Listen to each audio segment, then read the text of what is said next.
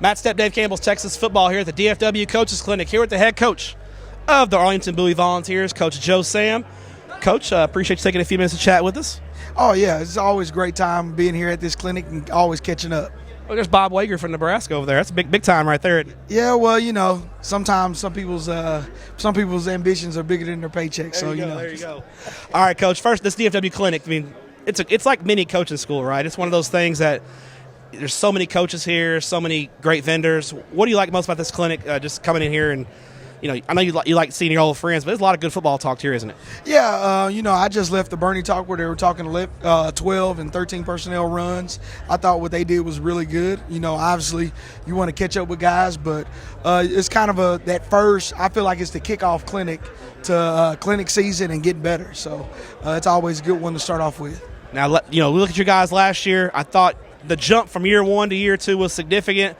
You guys made the playoffs last year. How happy were you with the progression that you guys made in year two of your program? Well, given what I inherited, I thought we made some great strides. You know, going into a program where there's 21 kids there on your first day, all the way to the point to where you're competing with everybody in your 4 of your 5 losses. You're 1 score away in the regular season from winning those games, and then you take a top 10 team in Highland Park down to the brink in your playoff game. So those kind of things are things that our kids have been hungry about in the playoffs. And boot camp, which is what we do to kick off season, it's a whole lot different this year than it was last year. A little more pep in those guys' step? Well, it's just a little bit more accountability amongst the players. You know, when we did it last year for the first time, they really didn't know what they were getting themselves into.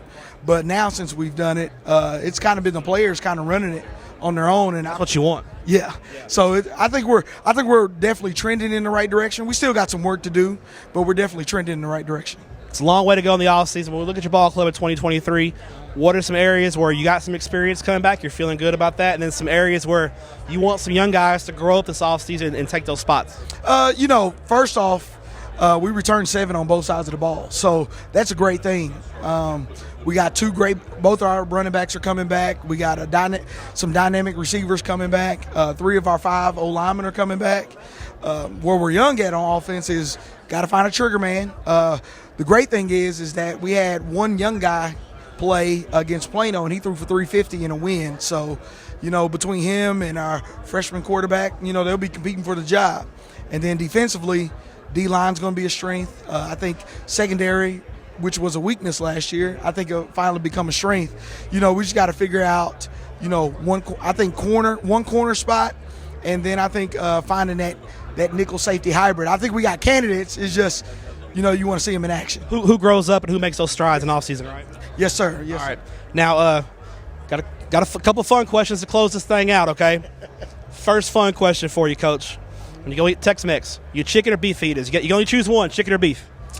I'm going to go chicken. Chicken fetus? Okay. Yeah, it's because it's hard to screw up chicken. You can screw up beef. All right. Final question for you. AT&T Stadium is excluded. If you can coach a high school football game in one stadium in Texas, where would it be?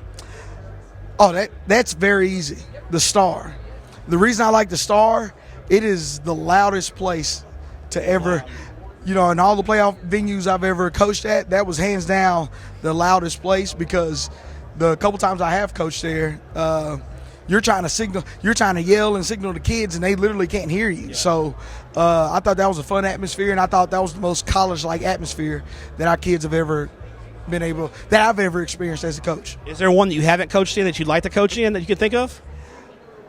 You know, a lot of guys say Ratliff. Is that one? Would you ever want to coach a game at Ratliff because of Friday Night Lights and all that? No, I think this is just me personally, probably Baylor. Okay. At the new stadium? Yeah, the new stadium. I've never coached there. I've never coached a playoff game there, but I think that would be a nice place to play a playoff game, because I think it's kind of like a centrally located area where, you know, you can draw a crowd. If you're playing there, it means you're playing deep in the playoffs, right? Oh, yeah. Then hopefully we can get there next year. Coach, appreciate your time. Congrats on a great 2022, and good luck in 2023. Appreciate you always.